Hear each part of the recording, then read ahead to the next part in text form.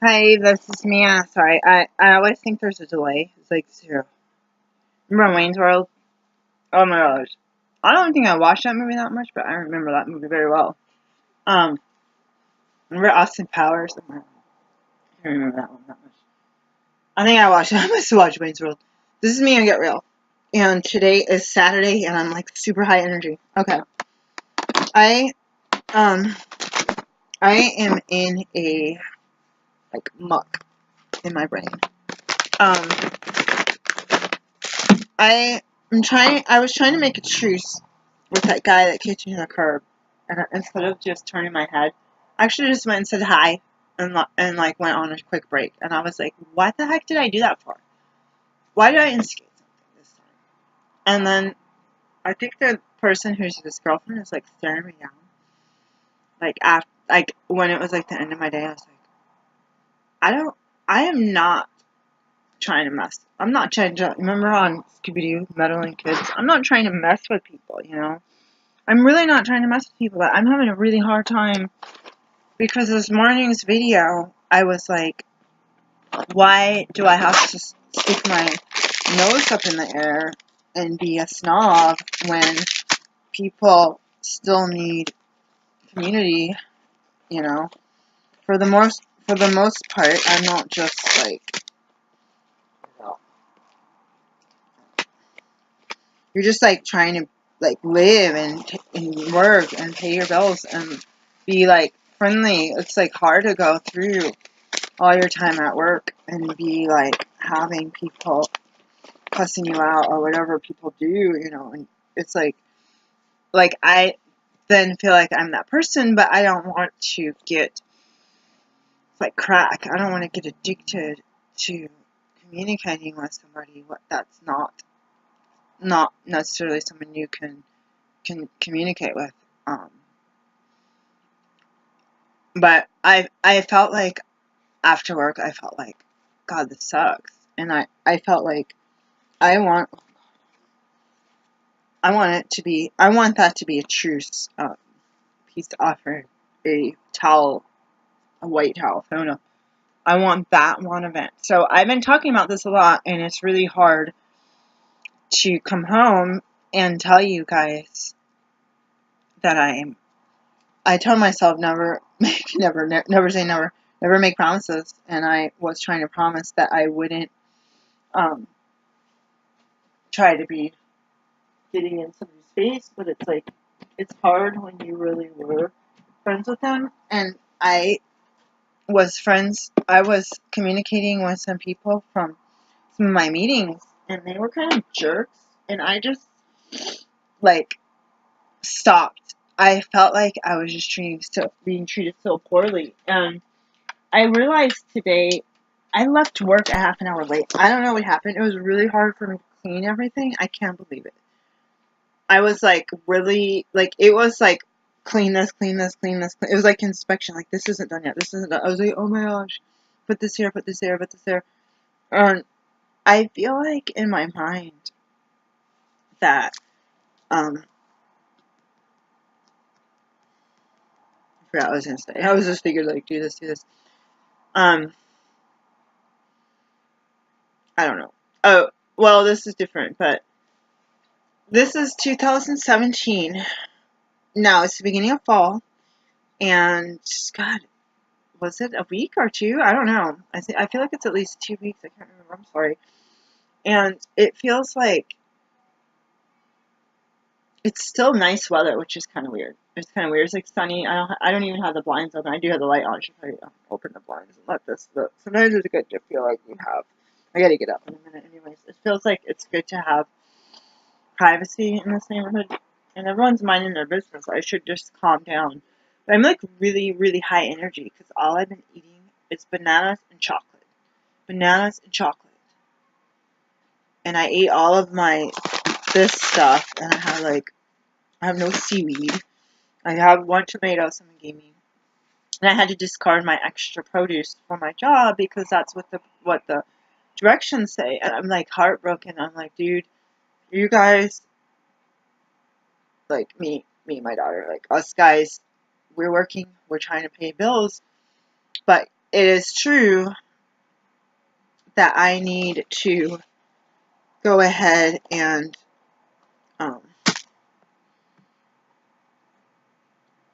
follow the directions. Now, in my heart, I was getting my lunch break, and I felt like, you know what, you can't waste food. You're complaining about having to go to the food pantry and stuff's expired, and this is like a little bit of leftover, and I'm like, nope. And I felt like, no, this is God, this is God. And then I felt like, what is it when you're around toxic people? Your thoughts, yourself, like how you value yourself, and I'm talking like yourself. I'm talking myself, like talking to myself, I guess. And I'm not necessarily understanding what your situation is. You may not hopefully have had to deal with these people, but it's like, oh my God. 2016, again, I said this and it was a long video, was going close to the core of who I was and what I was attracting because of the toxicity and the people that were around me all my life, whether they were in the same household or whether they were over the phone, the same people, or even my dad and mother, over the thoughts that were instilled in me about what a piece of crap I was. And right now, I feel that I attracted similar people. And when I was cleaning and having to go and do all this stuff, what came to mind was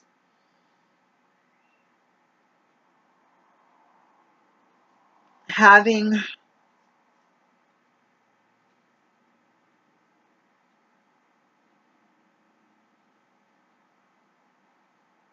to break free of people that were too close to that core. It's like there's a planet and I'm sitting on my spaceship and God, I don't like to use this. Planet Ebola, say, and some people get off and meet these other people. And everyone starts boarding their ships. So say there's 10 different ships. And I end up not getting off the ship because I had to do something. Maybe I was fixing something. And a bunch of people got off and a bunch of people got sick. Oh my God, you're going to be quarantined. And then a bunch of other people weren't sick, but you don't know if they were exposed and or had the virus in their system, or B, Ebola virus. I'm like, oh my God, I'm like spacing out. I kind of don't like to talk about it, just like people talk about the big C with cancer. I kind of don't want to talk about it. And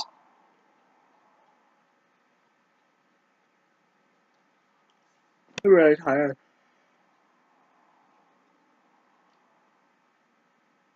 You finally have to realize that you got to break free and get in your own little pod because you're the only one. Like now, you're the only one who wasn't on that planet, and you've already been exposed enough.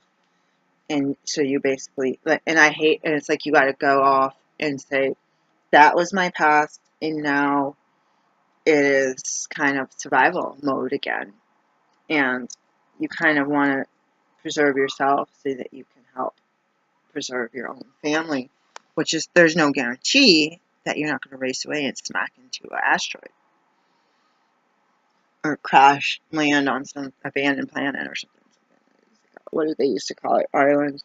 Maroon islands? No. Desert. Desert. Dessert and dessert as a kid. Dessert. You want more? 2 S's. I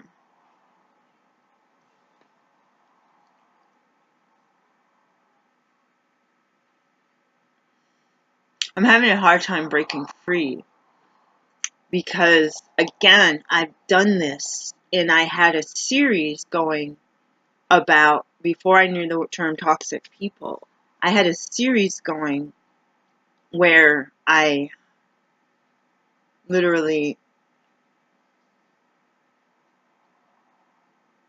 wanted to let you guys. I had this, like, now I have like 110% of, oh my god, toxic people are really toxic to me and my family and my kids and my pets and my energy level. And then back then it was like a less than 1%. If I stay away from these people, based on what one of my friends had said, that they can't stand being around me when I'm around toxic people because it affects who I am, changes who I am. I am not a good person to be around. And it's not like I turn into a criminal or something. It's just like I am like spastic, maybe like I am now. And I had less than 1% saying, let's do an experiment and I'm going to film myself and I'm going to tell you guys what it's like now that I've gone a week, 2 weeks, 3 weeks. And I would so-called relapse. It's like someone who's an alcoholic saying, I'm going to go back and try drinking again. Like, I'm going to abstain and see what happens. And then you go through pink cloud and then you go through craziness. And then if you relapse or you're around something, you got all this stuff coming up. Like, it gets intense. Just your thinking and your actions can cause so much destruction, or your complacency can cause so much pain and suffering. And it's really hard. Like, in my mind, I feel like it's really hard. So I gotta go get my water, but it's like, you ever get really, really sick? Like, I wasn't allowed to be sick, but it's like sometimes you're really, really sick. And you got a big to-do list. You gotta go here and go there. And all of a sudden you're like, I feel like I'm going to die. Now I feel like it's okay to lay in bed, not drive around, call in, call out every place I'm going, and relax.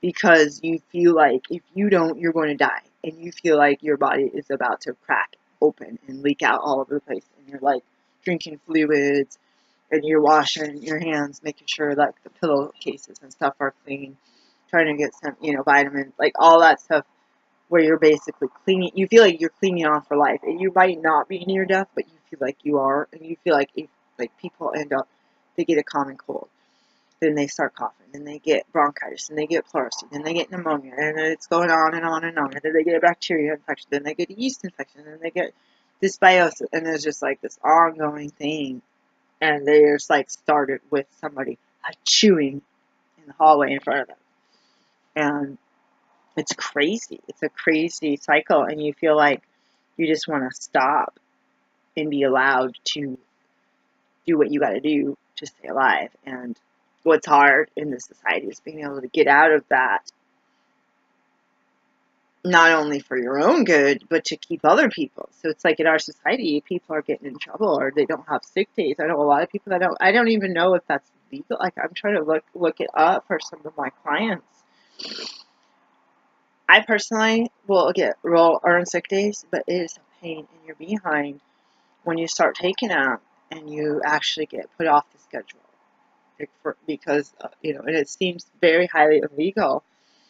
But what are they going to put in the fine print? They're not going to say blah blah blah, because they had chemotherapy. People are losing jobs. They had chemotherapy. People trying to work. I've had someone around me work. They were puking in the bathroom. They were on chemo. And it really broke my heart to see this survival mode become so intense, and you basically feel like you're not allowed to let yourself thrive or enjoy it. You can enjoy your life, but you feel like you'll be punished if you try to thrive. And you ultimately, they do those experiments. They have the sex experiments where people have sex with each other at work. They have the napping experiments. They have like all of these kind of experiments where they like let people work from home 2 days a week, when the price of gas went up. This is what I feel like the core. You feel sick, but then you get better. You're like, oh my God, I forgot how bad it is to be sick until I got better and then got sick again. But then you have that excuse, like that mind fog, where you're just like, well, I can't do work because my mind's not working. So it's almost like I escape that desert planet asteroid, and I go back to those people and have them coughing on me and stuff just to numb my brain. So that's almost what I feel like I'm doing with these people in my life, is coming back and exposing myself to abusive behavior and toxic behavior. And I had someone, I'm going to try to change the story a little bit so it's very, very not what it really is.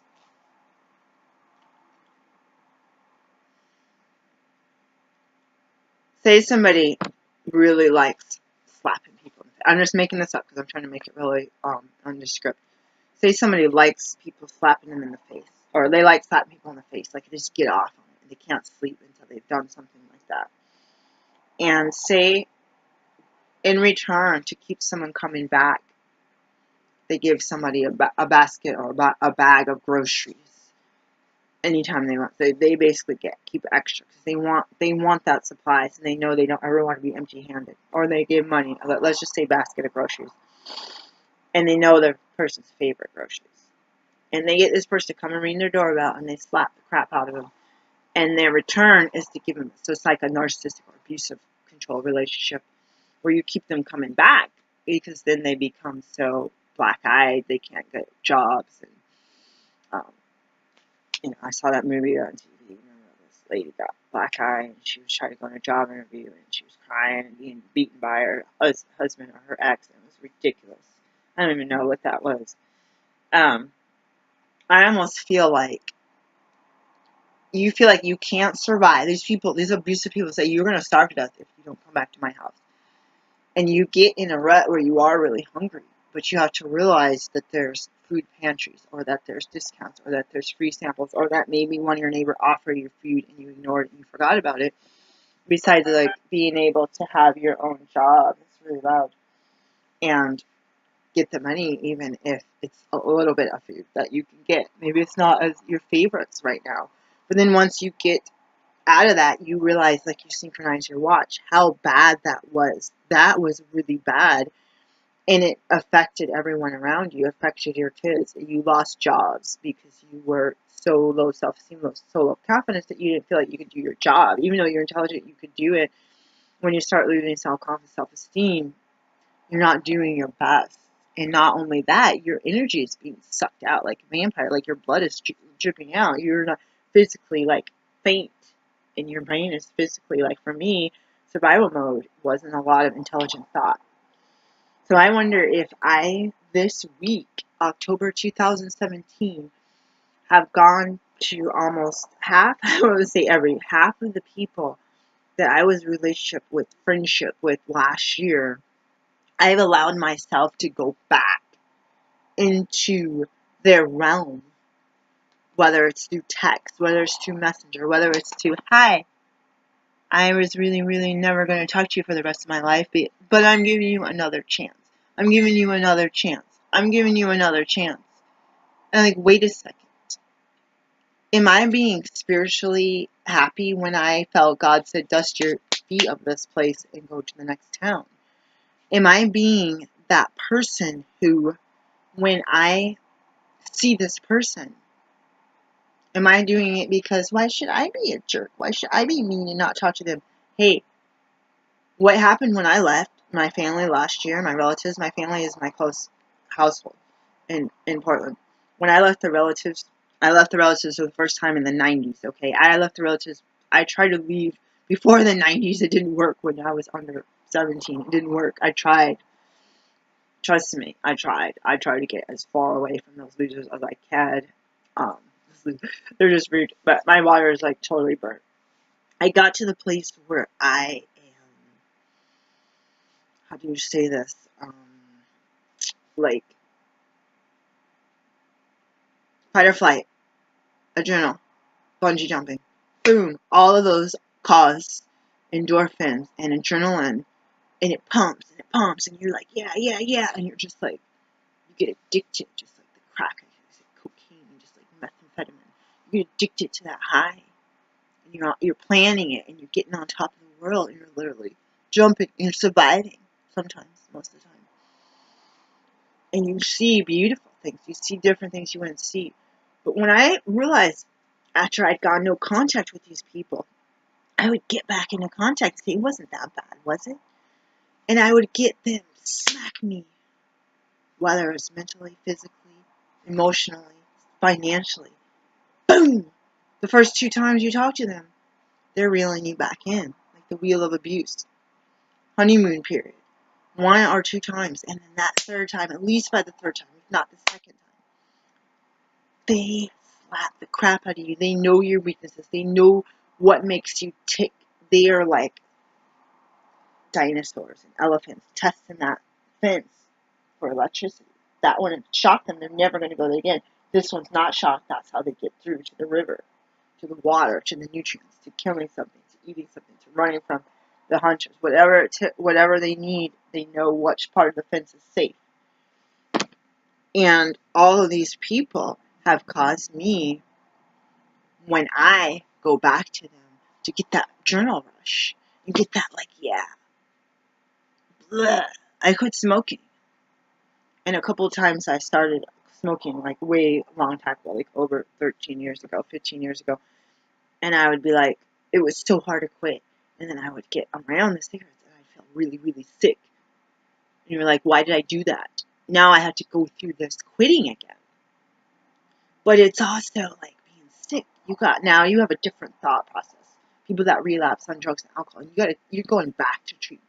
You're going back. I had this time. You got people helping you.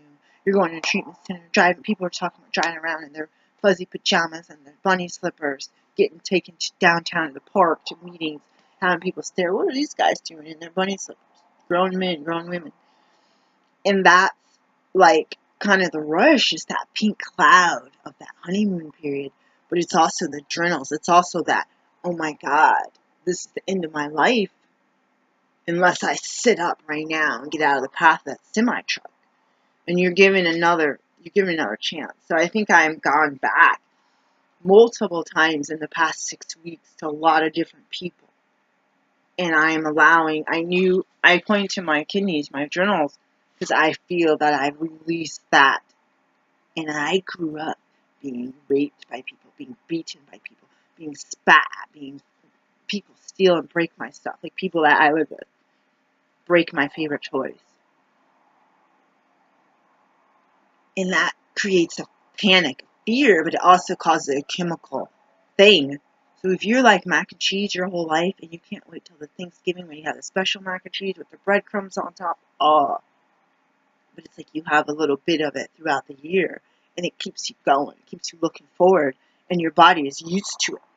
Whether your mind is or not, your body is also used to that balance of having this certain thing so often, once a week, once a month, whatever it is. Coffee once a day, 10 times a day, whatever it is.